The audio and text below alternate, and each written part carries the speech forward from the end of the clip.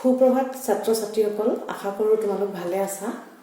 এতিয়া সমগ্ৰ বিশ্বজুৰি যি কৰোনা মহামাৰীৰ তাণ্ডৱ চলিছে, গতিকে তোমালোকক আশা কৰিছোঁ তোমালোকে যাতে কুশলে থাকা, ঘৰৰ ভিতৰত নিৰাপদে থাকা আৰু তোমালোকে আজৰি সময়খিনি সদব্যৱহাৰ কৰা।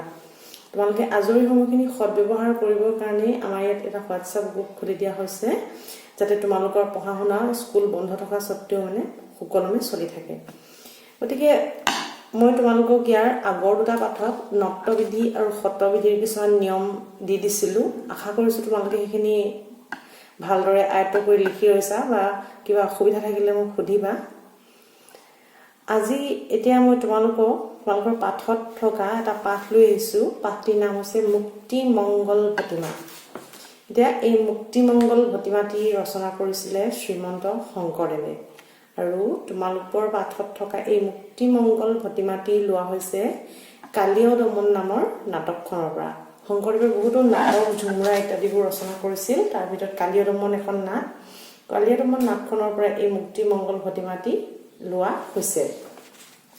এই মুক্তিমংগল ভটিমাটিৰ বিষয়ে আলোচনা কৰিবলৈ যোৱাৰ আগতে আমি জানিব লাগিব যে ভটিমা মানেনো কি। এতিয়া ভটিমা হৈছে এক শ্ৰেণীৰ প্ৰশস্তি বা স্তুতিমূলক গীত। আমি যেনেকৈ ঈশ্বৰক প্ৰাৰ্থনা কৰিবলৈ কিছুমান প্ৰাৰ্থনা গাওঁ, ঠিক তেনেকুৱা প্ৰাৰ্থনামূলক, স্তুতিমূলক বা ভগৱানক প্ৰশংসা কৰা কিছুমান গীত। আৰু ভটিমা 4 প্ৰকাৰৰ থাকে। সেইকেইবিধ হৈছে দেৱ ভটিমা, ৰাজ ভটিমা, গুৰু ভটিমা আৰু নাট ভটিমা। অংকীয়া নাটত সাধাৰণতে 3টা নাটকীয় ভটিমা থাকে, আৰু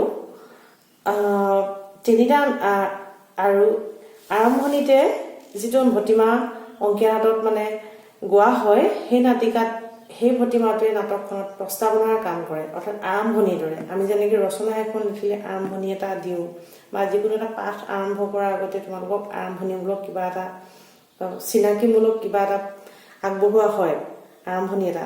ঠিক তেনেকৈ মুক্তিমংগল ভটিমাৰ অংকীয়া নাটত যিটো ভটিমা থাকে, সেই প্ৰথমটো ভটিমাই নাটকৰ প্ৰস্তাৱনাৰ কাম কৰে। দ্বিতীয়তে নাটকত নায়ক নায়িকাৰ ৰূপগুণ প্ৰকাশক ভটিমা থাকে, আৰু তৃতীয়তে একেবাৰে শেষতহে মুক্তিমংগল ভটিমাটো গোৱা হয়। ছাত্ৰ ছাত্ৰীসকল, ইমানখিনিলৈকে আমি জানিব পাৰিছোঁ যে মুক্তিমংগল ভটিমা হৈছে অংকীয়া নাটৰ এটা বিশেষ অংগ, আৰু মুক্তিমংগল ভটিমাবোৰ সাধাৰণতে ব্ৰজাৱলী ভাষাত ৰচনা কৰা হয়। আৰু মুক্তিমংগল ভটিমাটোৰ জৰিয়তে তোমালোকে পাঠত থকা এই মুক্তিমংগল ভটিমাটোৰ জৰিয়তে শংকৰদেৱৰ কাব্যিক প্ৰতিভা, ব্ৰজাৱলী ভাষা আৰু অংকীয়া নাটৰ কিছুমান বিশেষত্বৰ বিষয়ে তোমালোকে এই মুক্তিমংগল ভটিমাটোৰ জৰিয়তে গম পাবা বুলি, বা বুজি পাব পাৰিবা বুলি, বা কিছু আভাস ল'ব পাৰিবা বুলি আশা ৰাখিছোঁ। এতিয়া আমি ইতিমধ্যে আগৰ আলোচনাৰ পৰা জানিব পাৰিলোঁ যে মুক্তিমংগল ভটিমাটিৰে অংকীয়া নাট এখনৰ পৰিসমাপ্তি ঘটোৱা হয়। অংকীয়া নাট শংকৰদেৱে পোনপ্ৰথমে অসমত অংকীয়া নাটৰ সূচনা কৰিছিল, আৰু গোটেই অংকীয়া নাটসমূহ ব্ৰজাৱলী ভাষাতে ৰচনা কৰা হৈছিল। আৰু শংকৰদেৱে কি কৰিছিল, মুক্তিমংগল ভটিমাৰে অংকীয়া নাটখনৰ সমাপ্তিহে ঘটায়। অৰ্থাৎ মুক্তিমংগল ভটিমা অংকীয়া নাটৰ একেবাৰে শেষত প্ৰয়োগ কৰা হয়। আৰু মুক্তিমংগল ভটিমা সংস্কৃত নাটকৰ ভৰত বাক্যৰ অনুৰূপ হ'লেও কিন্তু ইয়াৰ মাজত কিছু পাৰ্থক্য দেখা পোৱা যায়। সাধাৰণতে সংস্কৃত নাটকবিলাকত কি হয়, শংকৰদেৱে যিমানবোৰ নাটক ৰচনা কৰিছিল তেখেতে সংস্কৃত ভাষাত ৰচনা কৰা নাছিল, তেখেতে ব্ৰজাৱলী ভাষাত ৰচনা কৰিছিল। কিন্তু সংস্কৃত নাটকবিলাকত সাধাৰণতে সভাসদসকলে কি কৰে, জগতৰ ধৰ্ম, অৰ্থ, কাম বৃদ্ধি বা ঐজ্জিক সুখ শান্তি কামনা কৰি আৰু জগতৰ কল্যাণৰ অৰ্থে নাটকৰ প্ৰধান চৰিত্ৰই মুক্তিমংগল ভটিমাটো পাঠ কৰিছিল। কিন্তু শংকৰদেৱৰ অংকীয়া নাটত যিহেতু মুক্তিমংগল ভটিমা নাটকখনৰ একেবাৰে শেষত প্ৰয়োগ কৰা হয়, আৰু সেই অংকীয়া নাটটো কোনে প্ৰয়োগ কৰে, অংকীয়া নাটত সূত্ৰধাৰ আৰু তেখেতৰ সহযোগীসকলে। আৰু মুক্তিমংগল ভটিমাৰ প্ৰয়োগৰ মুখ্য কাৰণটো হৈছে যে নাটকৰ সূত্ৰধাৰ আৰু সহযোগীসকলে কেৱল দৰ্শকৰ পাৰিত্ৰিক সুখ আৰু মংগল কামনা কৰিয়েই এই মুক্তিমংগল ভটিমাটো পাঠ কৰে। গতিকে এইখিনিতে এটা প্ৰশ্ন আহিব পাৰে যে মুক্তিমংগল ভটিমা মানেনো কি? তোমালোকৰ পৰীক্ষাত আহিব পাৰে, মুক্তিমংগল ভটিমা মানেনো কি? মুক্তিমংগল ভটিমা হৈছে এক শ্ৰেণীৰ প্ৰশস্তি বা স্তুতিমূলক গীত। আৰু এটা চমু প্ৰশ্ন আহিব পাৰে যে তোমালোকৰ পাঠত থকা মুক্তিমংগল ভটিমাটি ক'ৰ পৰা লোৱা হৈছে তেতিয়া তোমালোকে লিখিবা যে আমাৰ পাঠত থকা মুক্তিমংগল ভটিমাটি শংকৰদেৱৰ কালীয় দমন নাটকৰ পৰা লোৱা হৈছে আৰু এটা প্ৰশ্ন এইখিনিতে হ'ব পাৰে যে অংকীয়া নাটত মুক্তিমংগল ভটিমা কোনে পাঠ কৰে তেতিয়া তোমালোকে ক'বা যে অংকীয়া নাটত মুক্তিমংগল ভটিমা নাটকৰ সূত্ৰধাৰ আৰু সহযোগীসকলে পাঠ কৰে কিয় পাঠ কৰে দৰ্শকৰ পাৰত্ৰিক সুখ আৰু মংগল কামনা কৰি মুক্তিমংগল ভটিমাটি পাঠ কৰা হয় আৰু মুক্তিমংগল ভটিমা ক'ত কেতিয়া প্ৰয়োগ কৰা হয় বুলি তেনেকুৱা ধৰণৰ কোৱেশ্চন বা প্ৰশ্ন আহিব পাৰে কেতিয়াবা পৰীক্ষাত তেতিয়া তোমালোকে লিখিবা যে মুক্তিমংগল ভটিমা অংকীয়া নাটকৰ একেবাৰে শেষত প্ৰয়োগ কৰা হয় আৰু অংকীয়া নাটৰ একেবাৰে শেষত নাটকৰ সূত্ৰধাৰ আৰু সহযোগীসকলে দৰ্শকৰ পাৰত্ৰিক সুখ আৰু মংগল কামনা কৰি মুক্তিমংগল ভটিমাটি পাঠ কৰে এতিয়া আহাচোন আমি চাওঁ তোমালোকৰ পাঠত থকা মুক্তিমংগল ভটিমাটি কি বুলি আছে আচলতে মুক্তিমংগল ভটিমাৰ যিখিনি কথা সেইখিনি তোমালোকৰ ব্ৰজাৱলী ভাষাত আছে গতিকে তোমালোকৰ হয়তো বুজিবলৈ অকমান মানে আচুহা লাগিব পাৰে ভাষাবোৰ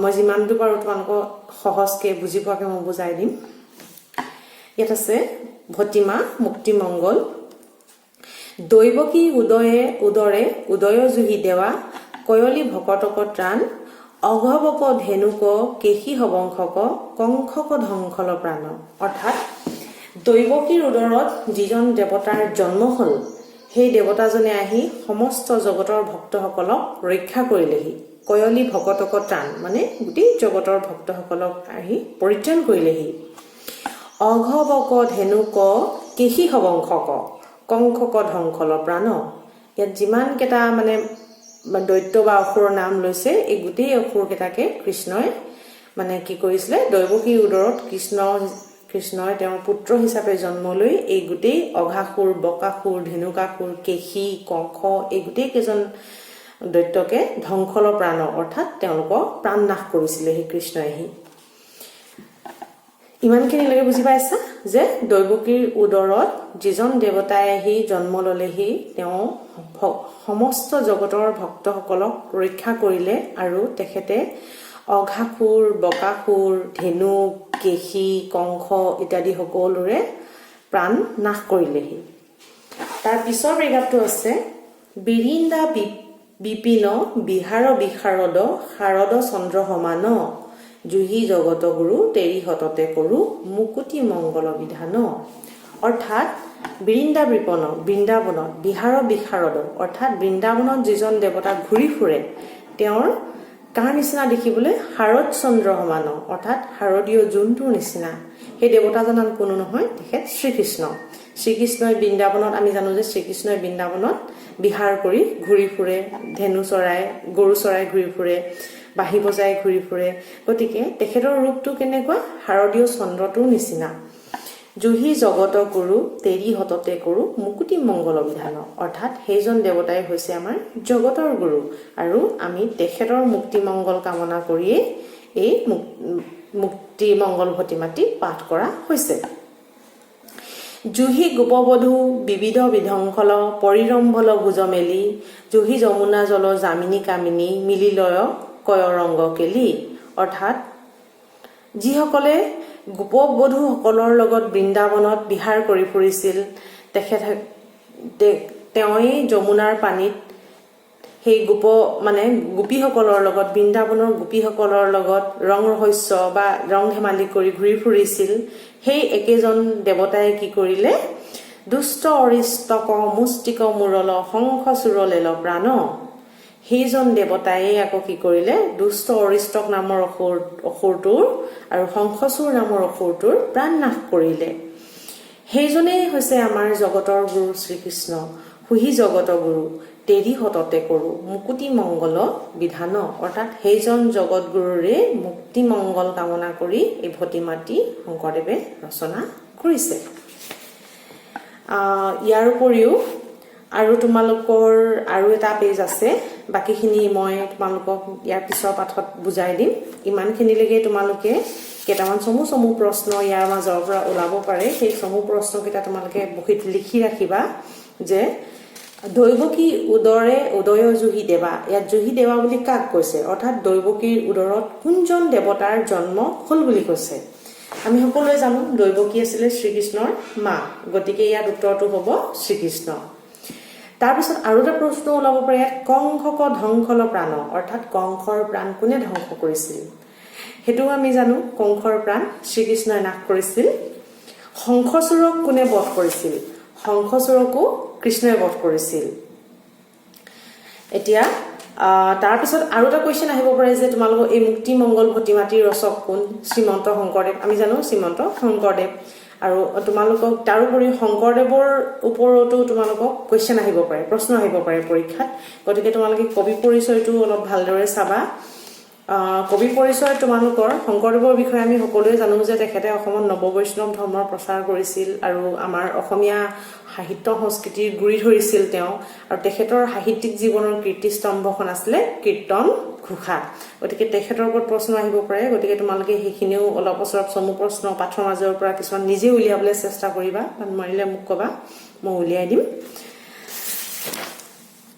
আজিলৈ তোমালোকে ইমানখিনিলৈকে পঢ়া, কাইলৈ আমি পিছৰ পাঠটো আকৌ আলোচনা কৰিম।